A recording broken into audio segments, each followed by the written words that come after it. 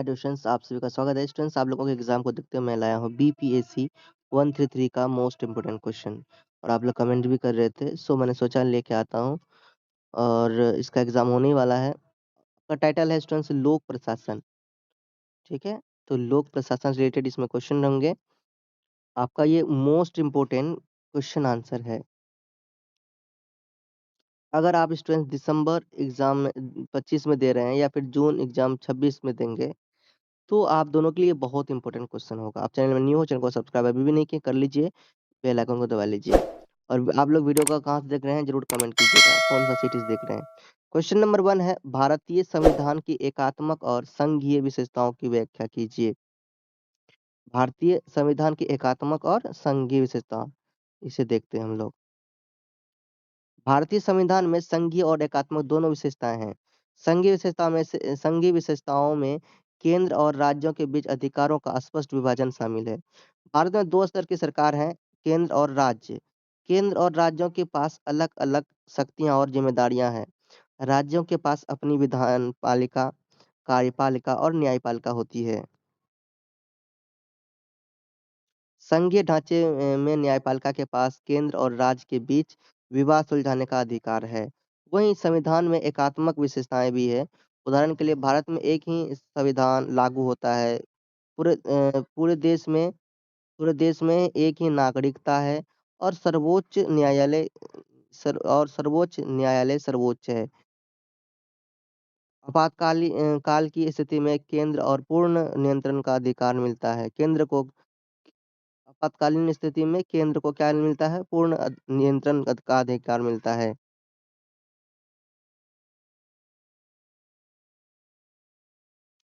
यह संतुलन देश की विविधताओं के बावजूद एकता बनाए रखने और प्रशासनिक निर्णयों को प्रभावी बनाने में मदद करता है। भारतीय संविधान ने राज्यों को सीमित स्वतंत्रता देते हुए राष्ट्रीय एकता सुनिश्चित की है।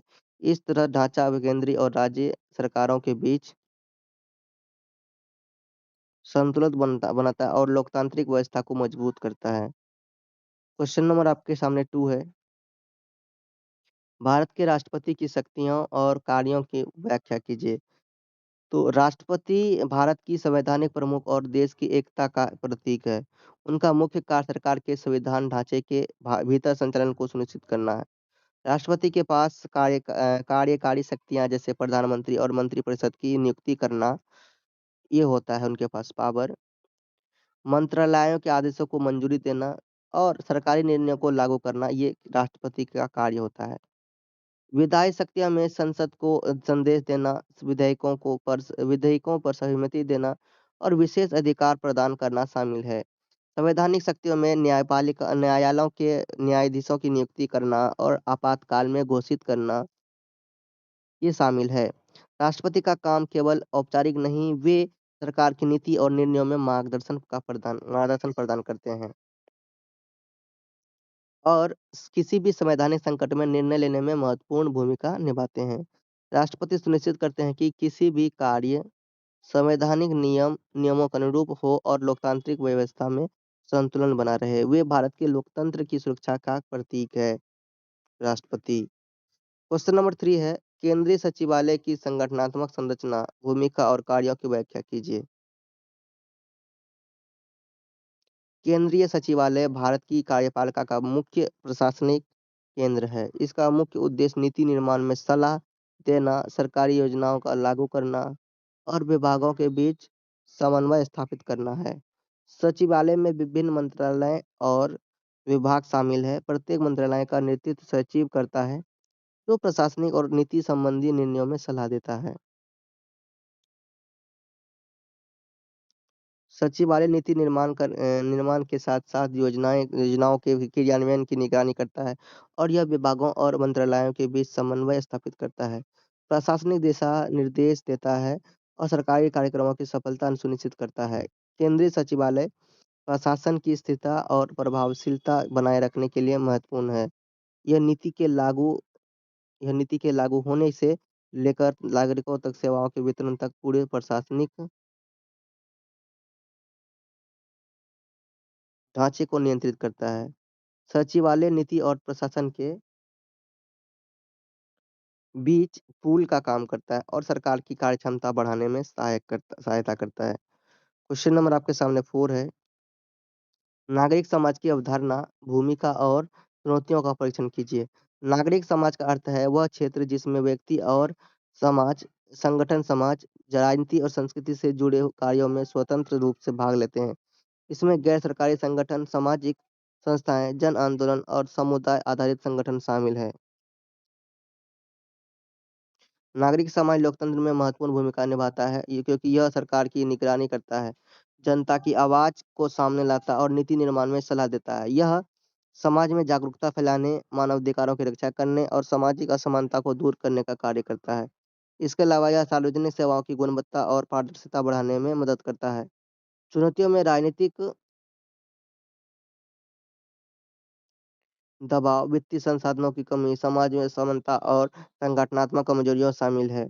कभी-कभी सरकारी हस्तक्षेप, राजनीतिक दबाव नागरिक समाज की स्वतंत्रता को प्रभावित कर सकता है। इसके बावजूद नागरिक समाज लोकतंत्र का एक महत्वपूर्ण स्तंभ है क्योंकि यह जनता और सरकार के बीच संवाद स्थापित करता है और प्रशासनिक निर्णय में पारदर्शिता और जवाबदेही सुनिश्चित करता है। क्वेश्चन नंबर आपका 5 है। प्रशासनिक न्यायाधिकरणों की अवधारणा को परिभाषित कीजिए और इससे संबंधित विभिन्न संवैधानिक प्रावधानों पर चर्चा कीजिए। प्रशासनिक न्यायाधिकरण वे विशेष निकाय हैं जो सरकारी निर्णयों की समीक्षा करते हैं। का मुख्य उद्देश्य विवादों का त्वरित और निष्पक्ष समाधान प्रदान करना है। उदाहरण के लिए कर्मचारी सेवा संबंधी विवाद, कर विवाद और नियामक मामले के समाधान के लिए न्यायाधिकरण बनाए जाते हैं। भारतीय संविधान में अनुच्छेद 323 ए और 323 बी इन न्यायाधिकरणों का आधार है। ये न्यायाधिकरण न्यायपालिका पर दबाव कम करने और मामलों का शीघ्र निपटारा सुनिश्चित करने में मदद करते हैं। प्रशासनिक न्यायाधिकरण सरकारी नीतियों और आदेशों की वैधता पर निगरानी रखते हैं और नागरिकों तथा कर्मचारियों के अधिकारों की रक्षा करते हैं।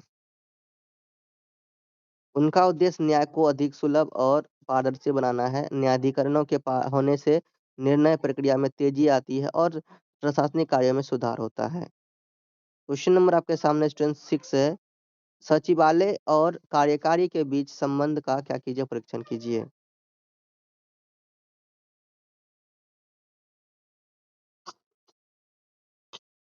सचिवालय कार्यकारी शाखा का प्रशासनिक हिस्सा है। यह नीति निर्माण में सलाह देता है और निर्णयों के क्रियान्वयन में मदद करता है।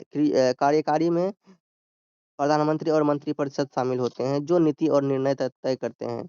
सचिवालय इन नीतियों को लागू करने, विभागों के बीच समन्वय स्थापित करने और प्रशासनिक प्रक्रियाओं को सुचारू बनाए रखने का कार्य करता है। सचिवालय और कार्यकारी का संबंध पारदर्शिता, विश्वास और समय पर निर्णय लागू करने पर आधारित है। सचिवालय कार्यकारी को आवश्यक जानकारी, प्रशासनिक समर्थन और मार्गदर्शन प्रदान करता है। इस संबंध का उद्देश्य प्रशासन को प्रभावित बनाना, नीति और कार्यों के बीच सामंजस्य बनाए रखना और सरकार की जवाबदेही सुनिश्चित करना है। सचिवालय का सहयोग सरकार को सुचारू संचालन और नीति के त्वरित कार्यान्वयन में सक्षम बनाता है। क्वेश्चन नंबर आपका 7 है। गुप्त काल में प्रशासनिक व्यवस्था की विशेषताओं की चर्चा कीजिए। तो गुप्त काल में प्रशासन केंद्रीकृत और सुव्यवस्थित था। राजा के अधीन मंत्री, राज्यपाल और अन्य अधिकारी काम करते थे।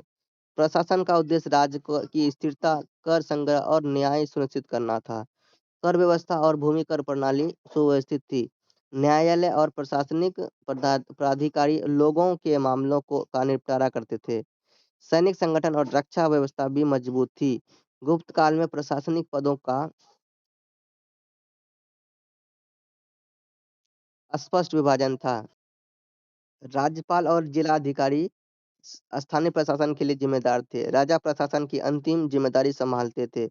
इस समय की प्रशासनिक व्यवस्था राज संचालन को कुशल, केंद्रीकृत और अनुशासित बनाती थी। प्रशासनिक आदेश और कानून जनता तक प्रभावी रूप से पहुंचते थे। यह प्रणाली साम्राज्य की एकता और प्रादेशिक नियंत्रण को सुनिश्चित करती थी।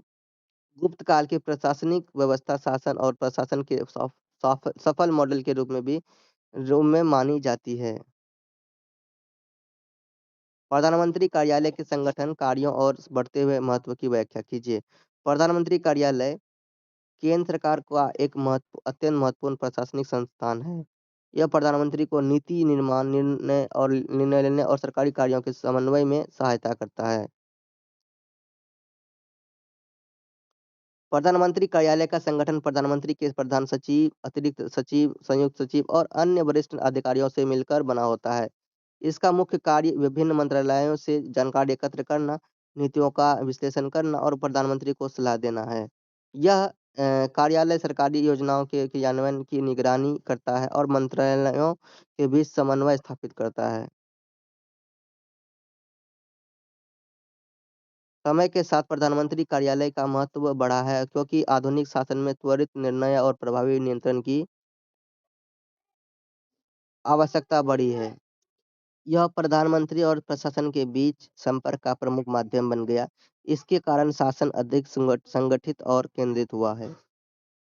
क्वेश्चन नंबर 9 है, भारत में विनियमन के स्वरूप पर चर्चा कीजिए। भारतीय सुदूर संचार विनियमन प्राधिकरण की भूमिका पर चर्चा कीजिए।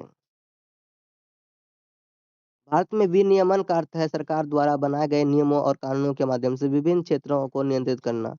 आर्थिक सुधारों के बाद भारत में स्वतंत्र नियामक संस्थाओं की आवश्यकता बढ़ी। विनियमन का मुख्य उद्देश्य उपभोक्ताओं के हितों की रक्षा करना, सेवाओं की गुणवत्ता सुधारना और निष्पक्ष प्रतिस्पर्धा को बढ़ावा देना है।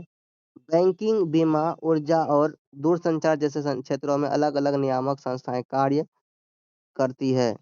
दूरसंचार क्षेत्र में भारतीय दूरसंचार विनियमन प्राधिकरण TRAI एक प्रमुख संस्था है। TRAI का कार्य दूरसंचार सेवाओं के लिए विनियम बनाना, कॉल दरों और इंटरनेट सेवाओं की निगरानी करना तथा उपभोक्ताओं की शिकायतों पर ध्यान देना। यह सेवा प्रदाताओं और उपभोक्ताओं के बीच संतुलन बनाए रखता है। TRAI प्रतिस्पर्धा को बढ़ावा देता है ताकि उपभोक्ताओं को बेहतर और सस्ती सेवाएं मिल सके। इसके माध्यम से दूरसंचार क्षेत्र में पारदर्शिता और सुधार आए हैं। भारतीय प्रशासन में स्वतंत्रता पश्चात काल में निरंतरता और परिवर्तन का वर्णन कीजिए। स्वतंत्रता के बाद भारतीय प्रशासन में निरंतरता और परिवर्तन दोनों दिखाई देते हैं। निरंतरता के रूप में ब्रिटिश शासन के समय की प्रशासनिक संरचना बनाए रखा गया। सचिवालय प्रणाली, नौकरशाही, जिलाधिकारी और कानून आधारित प्रशासन स्वतंत्र भारत में जारी रहे हैं। इसका कारण यह था कि यह व्यवस्था प्रशासन को स्थिर और व्यवस्थित बनाए रखती थी। दूसरी ओर परिवर्तन के रूप में प्रशासन को लोकतांत्रिक बनाया गया। जनता के प्रति जवाबदेही बढ़ाई गई और संविधान के अनुसार प्रशासन चलाया गया। लोक सेवा आयोग, पंचायती राज और व्यवस्था सामाजिक न्याय से जुड़ी नीतियां लागू की गई। योजना आयोग और बाद में नीति आयोग जैसे संस्थान बनाए गए। प्रशासन का उद्देश्य अब केवल शासन नहीं बल्कि विकास और जन कल्याण बन गया। इस प्रकार भारतीय प्रशासन में पुरानी संरचना को बनाए रखते हुए नए लोकतांत्रिक मूल्य और सामाजिक आवश्यकताओं को अपनाया। क्वेश्चन नंबर नेक्स्ट है 11 नंबर, अखिल भारतीय सेवाओं के गठन की चर्चा कीजिए। अखिल भारतीय सेवाओं का गठन भारत में एक मजबूत और एक रूप प्रशासनिक व्यवस्था बनाने के लिए किया गया। प्रमुख अखिल भारतीय सेवाओं में भारतीय प्रशासनिक सेवा IAS, भारतीय पुलिस सेवा IPS और भारतीय वन सेवा IFS शामिल है।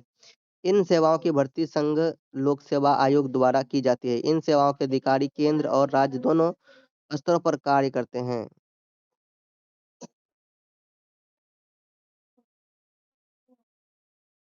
इनका उद्देश्य केंद्र और राज्यों के बीच प्रशासनिक समन्वय बनाए रखना। ये अधिकारी नीति निर्माण, कानून व्यवस्था, विकास योजनाओं और प्रशासनिक नियंत्रण में महत्वपूर्ण भूमिका निभाते हैं। अखिल भारतीय सेवाओं में प्रशासन में स्थिरता, अनुशासन और कार्यकुशलता आती है। इससे पूरे देश में प्रशासनिक एकरूपता बनी रहती है और राष्ट्रीय एकता को मजबूती मिलती है। क्वेश्चन नंबर आपके सामने 12 है। भारत भारतीय संघवाद की विशेषताओं का वर्णन कीजिए। भारतीय संघवाद में केंद्र और राज्यों के बीच शक्तियों का विभाजन किया गया है। संविधान में केंद्र सूची, राज्य सूची और समवर्ती सूची दी गई है। भारत में 2 स्तर की सरकारें होती है, केंद्र और राज्य। भारतीय संघवाद की एक विशेषता मजबूत केंद्र है। आपातकाल की स्थिति में केंद्र की शक्तियाँ बढ़ जाती है। एक संविधान और एक नागरिकता भी इसकी विशेषता है। सर्वोच्च न्यायालय संघीय स्वास्थ्य की रक्षा करता है और केंद्र तथा राज्यों के बीच होने वाले विवादों का समाधान करता है। वित्तीय मामलों में भी केंद्र की भूमिका महत्वपूर्ण होती है क्योंकि करों का संग्रह और वितरण मुख्य रूप से केंद्र द्वारा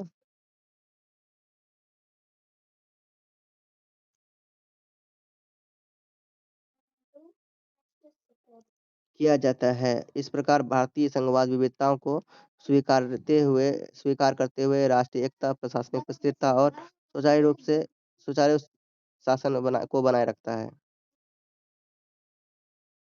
भारत के चुनाव आयोग पर एक टिप्पणी लिखिए। भारत का चुनाव आयोग भारत का चुनाव आयोग एक स्वतंत्र संवैधानिक संस्था है। इसका गठन संविधान के अनुच्छेद 324 के अंतर्गत किया गया। इसका मुख्य कार्य देश में स्वतंत्रता, निष्पक्ष और पारदर्शी चुनाव कराना। मुख्य चुनाव लोकसभा, राजस्थान राज्यसभा, विधानसभा, राष्ट्रपति और उपराष्ट्रपति के चुनावों का संचालन करता है। यह मतदाता सूची तैयार करता है और चुनाव की तिथियां घोषित करता है और चुनाव की तिथियां घोषित करता है। चुनाव के दौरान यह आदर्श आचार संहिता लागू करता है ताकि सभी राज्यों राजनीतिक दल समान नियमों का पालन करें। चुनाव आयोग चुना, चुनाव आयोग चुनाव खर्च पर नजर रखता है और गलत तिथियों को रोकने का प्रयास करता है। यह राजनीतिक दलों को मान्यता देता है और चुनाव चिन्ह प्रदान करता है। चुनाव चिन्ह की स्वतंत्रता लोकतंत्र को मजबूत बनाती है और जनता का चुनाव प्रक्रिया पर विश्वास बनाए रखती है।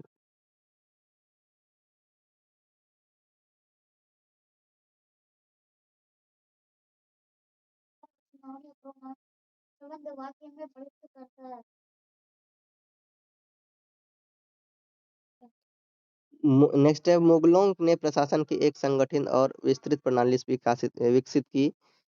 इस पर टिप्पणी करना। मुगलों ने भारत में प्रशासनिक व्यवस्था को सुव्यवस्थित और विस्तृत रूप दिया। उन्होंने केंद्र और प्रांत दोनों स्तरों पर प्रशासनिक संरचना विकसित की। केंद्र में बादशाह के नेतृत्व में मंत्रिपरिषद और प्रशासनिक विभाग थे। प्रांतों में सूबेदार और जिलों में अमीर और नायब प्रशासन करते थे। उन्होंने कर प्रणाली, न्यायालय और सैन्य प्रणाली को व्यवस्थित किया। जागीर प्रणाली और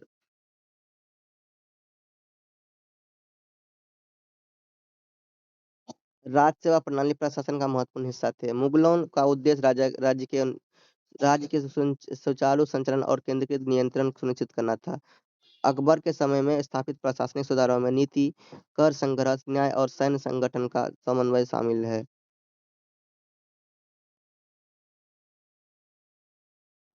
क्वेश्चन नंबर आपका 15 है। भारत की संसद पर एक संक्षिप्त टिप्पणी लिखिए। भारत की संसद 2 सदनों वाली होती है, लोकसभा और राज्यसभा। यह सदन एक प्रमुख उदार उद- प्रमुख कानून निर्माण और नीति निर्माण का संस्थान है। संसद का मुख्य कार्य कानून बनाना,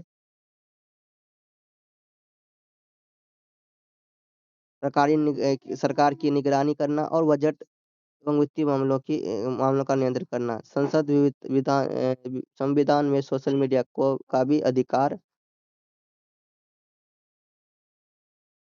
रखती है।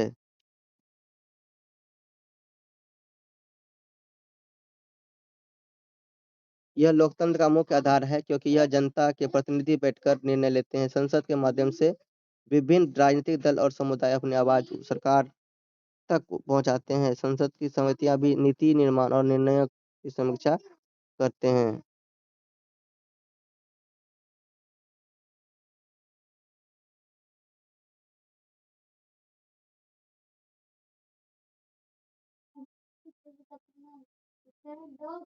क्वेश्चन नंबर 16 है। भारतीय प्रशासन में ब्रिटिश शासन की विरासत की टिप्पणी कीजिए। भारतीय प्रशासन में ब्रिटिश शासन की कई विशेषताएँ आज भी प्रचलित है। ब्रिटिश काल में केंद्रीय और राज्य सरकार की संरचनाएँ बनाई गई थी। इसमें भी सचिवालय प्रणाली, अस्थायी नौकरशाही, जिलाधिकारी की भूमिका शामिल है। कानून और नियमों पर आधारित प्रशासनिक प्रणाली भी ब्रिटिश शासन ने प्रशासन में केंद्रीकरण और दस्तावेज आधारित निर्णय लेने की प्रक्रिया विकसित की। स्वतंत्र भारत ने इस विरासत को अपनाया और सुधार किया। अगला क्वेश्चन है स्टूडेंट आपके सामने, भारतीय खाद्य सुरक्षा एवं मानक प्राधिकरण तथा पेंशन निधि विनियामक और विकास प्राधिकरण पर एक टिप्पणी लिखिए। स्टूडेंट्स ये टाइम नहीं होने की वजह से मैं अब इसे पढ़ नहीं सकता। आप लोग देख लीजिए आंसर वीडियो को रोककर, ठीक है? और ये 18 नंबर में आपका है, राष्ट्रीय भारत परिवर्तन संस्थान नीति आयोग पर टिप्पणी लिखिए। क्वेश्चन नंबर 9 ये है, जनहित याचिका पर टिप्पणी लिखिए। 10-10 नंबर में अगर टिप्पणी पूछे जाएँगे अलग से तो 10-10 नंबर में पूछे जाएँगे। अगला क्वेश्चन और लास्ट क्वेश्चन आपके सामने है, मंत्रिपरिषद सचिव का कार्यालय पर एक टिप्पणी लिखिए। ये आंसर आप लोग देख लीजिए। इस तरह से टिप्पणी वाले क्वेश्चन हैं जो 10 नंबर में पूछे जाते हैं। तो मैंने आप लोगों को 20 मोस्ट इम्पोर्टेंट क्वेश्चन और आंसर दिया है। आप लोग जल्दी से प्रिपरेशन कीजिए, एग्ज़ाम बहुत अच्छा जाएगा। चैनल में न्यू है, चैनल को सब्सक्राइब अभी भी नहीं किए कर लीजिए। मिलते हैं नेक्स्ट वीडियो में। ये पीडीएफ आपको टेलीग्राम में फ्री मिलेगा, जाकर डाउनलोड कर लीजिए और कोई भी डाउट हो ज़रूर कमेंट कीजिएगा। मिलते हैं नेक्स्ट वीडियो में, तब तक के लिए बाय। जय हिंद, प्रेम से रहो, प्रेम से पढ़ो, प्रेम से बोलो।